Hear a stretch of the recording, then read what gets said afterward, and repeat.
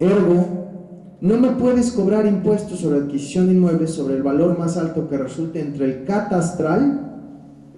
¿Para qué nos sirve el catastral? Predial. O bien, avalúo. ¿Para qué nos sirve el avalúo? Impuesto sobre la renta. O el valor de adquisición. ¿Para qué nos sirve el valor de adquisición? Para el impuesto sobre adquisición. Háganme ustedes el favor.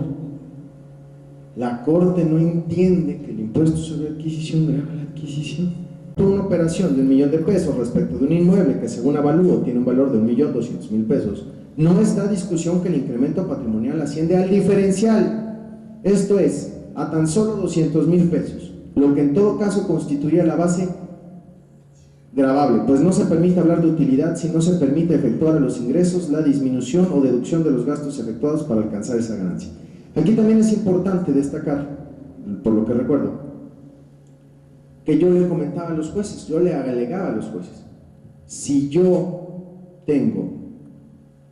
tú dices que tengo una utilidad en toda operación inmobiliaria, ¿no me puedes gravar con el ISAI? ¿No puede ser mi base gravable el monto total de la operación, o del avalúo, o del catastral? Si es verdad, juez, lo que dices tú, que es un impuesto que grava el ingreso por la venta de un inmueble, me tienes que gravar, como si lo hace el impuesto sobre la renta, solo la diferencia entre el precio pagado y el bien obtenido. En el último ejemplo, los 200,000 pesos. No lo entendían. Decía, obtienes una utilidad y me pagas sobre el 100% de la operación. ¿Cómo va a ser eso? Seguimos, por favor. Ya vamos a acabar. Criterio de la Suprema Corte de Justicia. Aquí les puse en amarillo esto precisamente porque habla del Código Financiero del Distrito Federal. Insisto, es idéntico.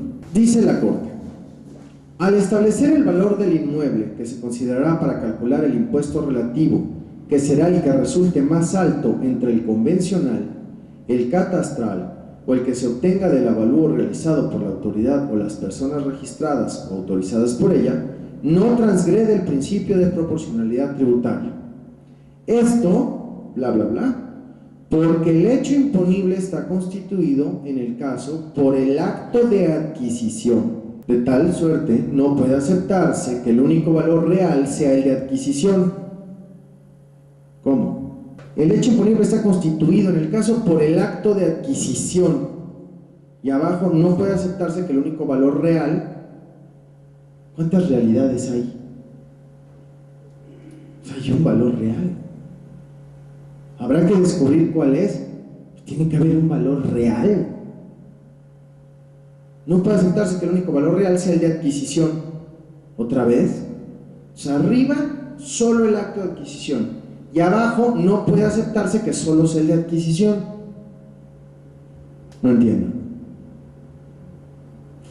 Se necesita ser un iluminado de toga para elegir esto.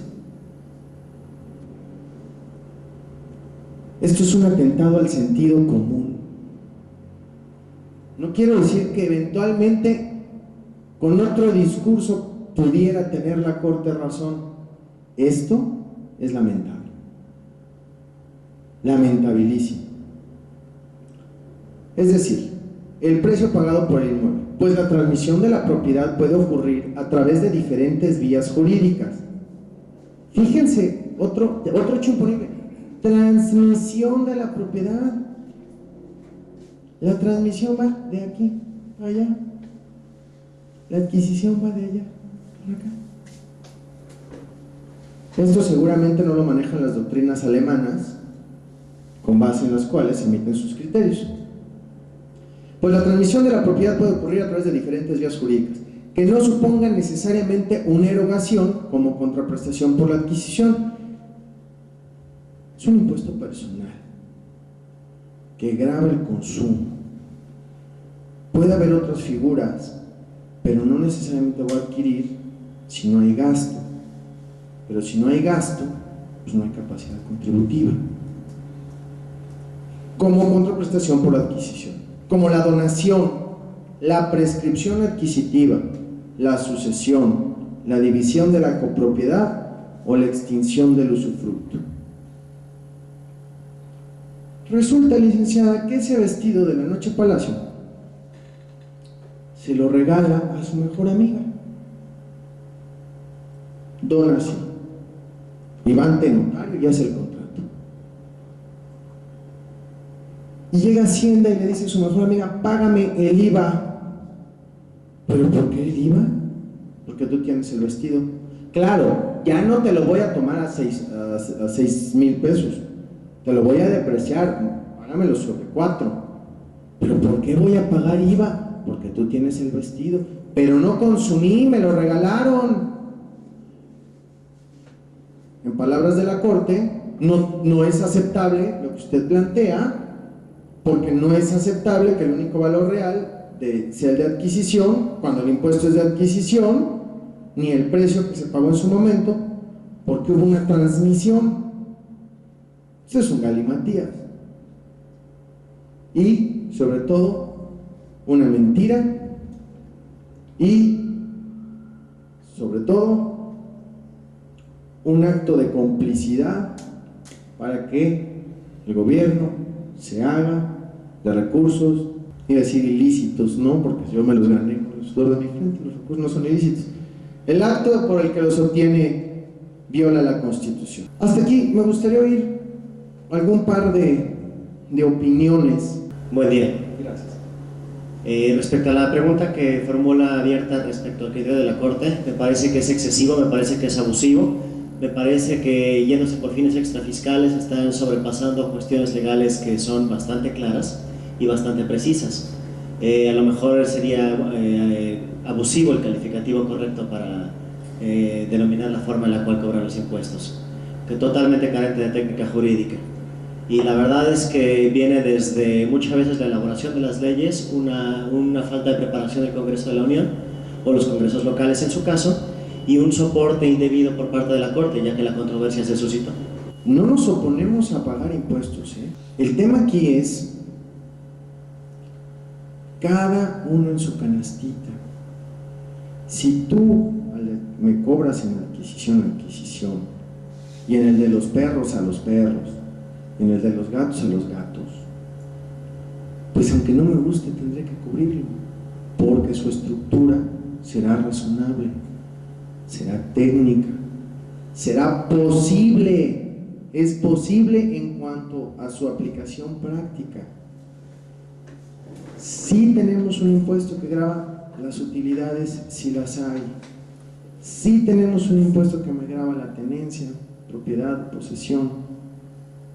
Y puede existir también un impuesto que me grave la adquisición. Pero conforme a esta sintaxis fiscal que he tratado de transmitirles, no podemos agarrar los tres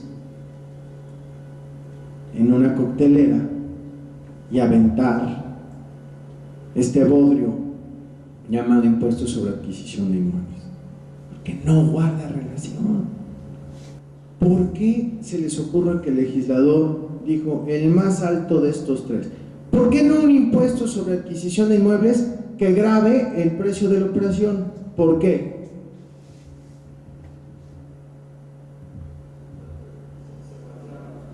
Claro, la burra no era arisca.